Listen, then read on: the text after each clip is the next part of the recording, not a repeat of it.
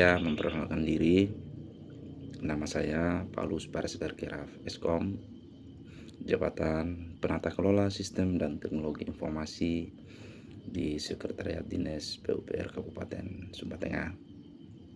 Saya CPNS Angkatan 270 Kelompok 3. Izin menyampaikan sedikit terkait nilai-nilai ASN berakhlak yang sudah saya pelajari pada agenda kedua. Materi yang sudah saya peroleh dan yang sudah saya pahami selama fase MOOC dan learning, saya memperoleh pemahaman mendalam mengenai 7 nilai dasar ASN, yaitu berorientasi pada pelayanan, akuntabel, kompeten, harmonis, loyal, adaptif, dan kolaboratif. Materi yang sangat saya pahami adalah pentingnya berorientasi kepada pelayanan dan akuntabel. Saya menyadari bahwa sebagai ASN di Dinas PUPR Kabupaten Sumba Tengah, setiap pekerjaan administratif maupun teknis harus bermuara pada kepuasan masyarakat dan dapat dipertanggungjawabkan secara hukum serta moral. Konsep bangga melayani bangsa menjadi fondasi baru dalam memandang pekerjaan saya sebagai ASN. Materi yang sulit dipahami dan juga cukup menantang bagi saya adalah melakukan internalisasi nilai loyal dan adaptif dalam situasi konflik kepentingan. Terkadang batasan antara loyalitas kepada pimpinan dan juga loyalitas kepada perundang-undangan terasa tipis jika tidak dianalisis secara seksama. Selain itu, penerapan nilai adaptif di tengah keterbatasan sarana digital di daerah ini juga membutuhkan pemikiran kreatif yang tidak sederhana. Kendala dalam pembelajaran secara teknis saat fase MOOC, terkendala utama adalah stabilitas jaringan internet di daerah kami dan juga server yang terkadang down karena diakses serentak oleh teman-teman CPNS di kabupaten lain.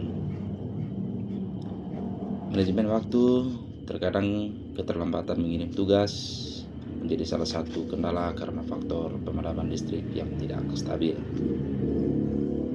Secara substansi, beberapa istilah, teknis keresipan dan regulasi terbaru memerlukan waktu lebih untuk dipelajari secara mandiri. Upaya saya dalam memahami materi untuk mengatasi kendala tersebut di atas, saya melakukan beberapa langkah. Langkah yang pertama, saya belajar kepada senior dan juga berdiskusi dengan teman dan juga belajar mandiri, mencari referensi tambahan melalui jurnal, video tutorial, dan peraturan terbaru untuk memperdalam materi yang mungkin sulit saya pahami. Kesan dan pesan terhadap pengajar. Kesan saya merasa sangat terbantu sekali oleh cara pengajar, yakni Ibu Editrudis Natalisa STT MPD dalam menyampaikan materi. Beliau tidak hanya memberikan teori, tetapi juga membagi pengalaman nyata yang relevan dengan dinamika di instansi pemerintah dan juga membangun diskusi yang dibangun secara hangat, interaktif, dan tidak membosankan bagi saya. Pesan, semoga Ibu Editrudis Natalisa STT MPD sebagai pengajar terus memberikan semangat dan motivasi kepada kami CPNS baru dan juga CPNS muda untuk terus memberikan contoh-contoh kasus yang lebih aplikatif agar kami lebih siap menghadapi tantangan di lapangan setelah masa diklat ini berakhir.